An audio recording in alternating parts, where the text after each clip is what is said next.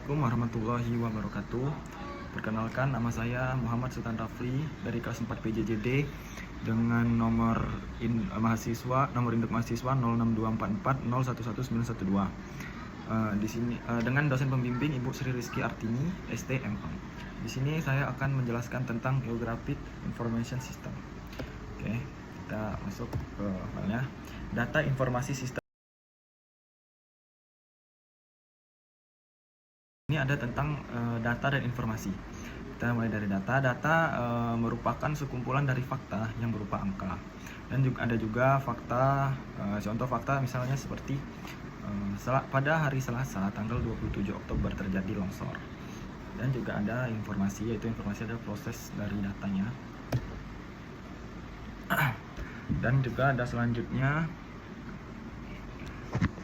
bagaimana suatu informasi tidak berarti bagi usernya pada saat user tidak membutuhkan informasi tersebut, yaitu misalnya ketika saya lagi mengukur elevasi, tetapi Anda memberikan saya informasi tentang beton, itu yang merupakan suatu informasi yang tidak berarti bagi usernya.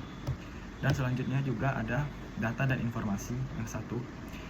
Data merupakan bahasa, matematikal dan atau simbol-simbol pengganti yang lain telah disepakati secara umum dalam menggambarkan suatu objek, manusia, peristiwa, aktivitas, konsep, atau objek-objek penting lainnya. Dan juga data merupakan raw fact atau suatu kenyataan apa adanya. Dan selanjutnya ada juga data dan informasi dua, yaitu ini ada kita mencari panjang kali lebarnya, dan informasinya kita mencari areanya. Dan selanjutnya informasi adalah data yang telah diolah menjadi sebuah bentuk yang berarti bagi penerimanya dan bermanfaat untuk pengambilan keputusan. Dan terus ada juga ciri-ciri informasi yang berguna dirancang untuk memenuhi kebutuhan pengguna, teliti, relevan, dan juga siap digunakan pada waktu yang diperlukan, mudah dimengerti, singkat, dapat dipercaya, lengkap, dan mudah diperoleh. Itu ciri-ciri informasi yang berguna. Dan ada juga metode pengukuran sumber kesalahan informasi. Sumber kesalahan informasi itu ada beberapa. Yang pertama, metode pengukuran dan pengumpulan data yang salah, tidak mengikuti prosedur pengolahan yang benar, data hilang atau tidak terolah, kesalahan mencatat atau mengkoreksi data, kesalahan dalam prosedur pengolahan atau misalnya pemrograman komputer, dan kesalahan yang disengaja. Dan ada juga selanjutnya relasi umum antara data dan informasi, input, processing, output, dan umpan baliknya. Itu yang pertama ada data. Setelah data ada pengolahan, pemrosesan, konversi, transformasi, dan lain-lain. Dan yang terakhir yaitu informasi. Dan selanjutnya ada juga siklus data informasi ke satu. Ya bisa lihat di sini ada input data, referensi ke proses ke basis data, output informasi ke penerima, ke keputusan dan tindakan, hasil tindakan, dan input datanya. Itu siklus data informasi satu. Dan juga di sini ada geographic data dan information. Di sini yang bisa diartikan dari data geografis, data yang mendeskripsikan objek yang terkait lokasi geografis. Dan kedua, memiliki komponen spesial dan tematik. Dan untuk spesial komponen itu data spesial berkaitan dengan lokasi dan atau hubungan dengan objek lain. Pengamatan memiliki dua aspek dalam lokasinya. Lokalisasi absolut berdasar sistem koordinat dan hubungan topologis yang mengacu pada pengamatan baru. Dan ada juga komponen tematik. Data komponen atau atribut tematik menjelaskan karakteristiknya data spasial. Dan juga selanjutnya ada geographic data dan informasi. Ya, di sini kita bisa melihat ada gambar jalanan dan rumah-rumahan. Nah, ini yang bawah gambar kiri yaitu spasial datanya, dan juga yang tulisan di kanan itu atribut datanya, antara lain nama jalan, panjang jalan, petunjuk arah, dan jarak alamat sebelah kiri dan jarak alamat sebelah kanan. Tuh kira-kira. Dan selanjutnya itu ada geographic data and information kelima. Nah, di sini kita lihat di spasialnya ada 5 poligon. Bisa dilihat poligon 1 yaitu areanya sebesar 2550, digunakan untuk hutan dan dimiliki oleh orang lokal. Yang kedua 3000 digunakan untuk kebun campuran dan dimiliki orang lokal.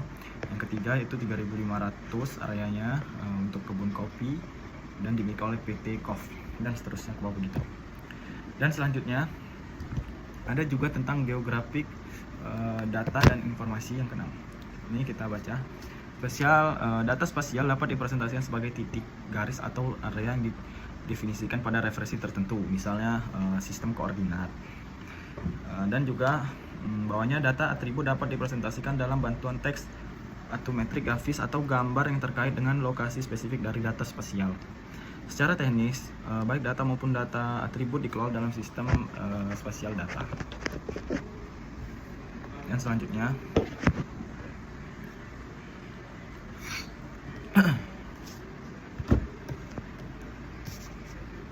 ada sistem. Nah, salah satu cara para ilmuwan memahami dunia adalah dengan reduksionisme, merinci fenomena ke dalam bagian-bagian pokoknya. Semua hal dikaitkan dengan semua hal lain. Suatu sistem terdiri dari bagian-bagian atau komponen dan elemen. Setiap bagian dapat merupakan sebuah sistem atau bisa disebut subsistem. Dan ini juga ada sistem 2. Nah, sistem 1 dan sistem 2 ini saling berkaitan dan mereka membentuk sistem lagi. Sistem informasi 1. Suatu sistem atau gabungan manusia sampai mesin yang terpadu untuk menyajikan informasi guna mendukung fungsi operasi, manajemen, dan pengambilan keputusan dalam organisasi. Dan kumpulan komponen-komponen yang saling berhubungan dan bekerja sama untuk mengumpulkan, memproses, menyimpan, dan mendistribusikan informasi terkait mendukung proses pengambilan keputusan, koordinasi, dan pengendalian. Dan selanjutnya juga ada tujuan dan aktivitas sistem informasi. Tujuan sistem informasi adalah untuk menyediakan dan mensistematikan informasi dari seluruh kejadian atau kegiatan yang diperlukan untuk mengendalikan operasi suatu organisasi. Dan kegiatan yang dimaksud adalah mengambil, mengolah, menyimpan, dan menyampaikan informasi atau komunikasi yang diperlukan di dalam mengoperasikan seluruh aktivitas organisasi yang bersangkutan. Nah, ini dan ada selanjutnya sistem informasi berbasis komputer dan tidak berbasis komputer. Awalnya tidak berbasis komputer, tidak mudah dikendalikan, tidak semua sistem informasi siap untuk segera diadaptasikan dengan sistem komputer. Dan juga ada contohnya: 1. Jumlah sistem informasi yang cukup banyak. 2. Dana yang sangat terbatas. 3. Kompleksitas yang relatif rendah. 4. Jumlah pengguna sistem informasi yang relatif rendah. 5. Cenderung tetap mempertahankan tenaga manusia, dan lain-lain. Dan ada juga karakteristik sistem informasi tanpa dukungan komputer. Yang pertama, 1. Data disimpan di dalam media atau perangkat yang harus dapat dibaca oleh manusia. Penelusuran data dilakukan oleh manusia. Kecepatan penelusuran menjadi relatif rendah atau order menit hingga jam dan tidak menjadi prioritas tertentu.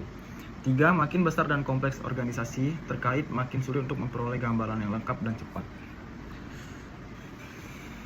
Dan ini ada juga karakteristik sistem informasi tanpa dukungan komputer. Yang kedua, 4. Kecepatan pengolahan data sangat ditentukan oleh kecepatan petugas terkait atau manusia dalam menghitung, menyusun tabel laporan, dan menggandakan laporan. 5. Transmisi atau pengiriman data informasi sebagian besar memerlukan fasilitas transportasi fisik dari media yang digunakan. Dan 6. Penggunaan sarana telekomunikasi masih sangat terbatas. 7. Terdapat delay atau keterlambatan informasi yang cukup besar sebagai akibat dari keterbatasan penelusuran, pemrosesan, dan transmisi data. Dan ada juga karakteristik sistem informasi dengan dukungan komputer, yaitu yang pertama, data tersimpan di dalam media atau perangkat yang harus dapat dibaca oleh mesin dan bersifat padat, hingga lebih mudah dan cepat ditelusuri dalam satuan waktu detik hingga menit. 2. Sekumpulan data yang berukuran besar dapat disimpan di satu lokasi saja. 3. Kecepatan pengolahan data sangat tinggi atau order detik, menit, hingga jam, sangat tergantung pada volume data, ruang penyimpanan RAM, dan prosesor terkait. Dan selanjutnya yang keempat, transmisi data dapat digunakan melalui sarana telekomunikasi. 5. Delay atau keterlambatan yang terdapat di aliran data dan informasi relatif kecil karena proses-proses penelusuran, pengolahan, dan transmisi data dapat dilakukan dengan cepat. 6. Lokasi pengembangan dan pengoperasian sistem informasi yang tersebar tidak menghalangi kemudahan dalam memonitor dan mengkoordinasikan segala aktivitas terkait. Dan sekian dari saya tentang menjelaskan sistem geografik informasi. Saya tutup dengan wassalamualaikum warahmatullahi wabarakatuh.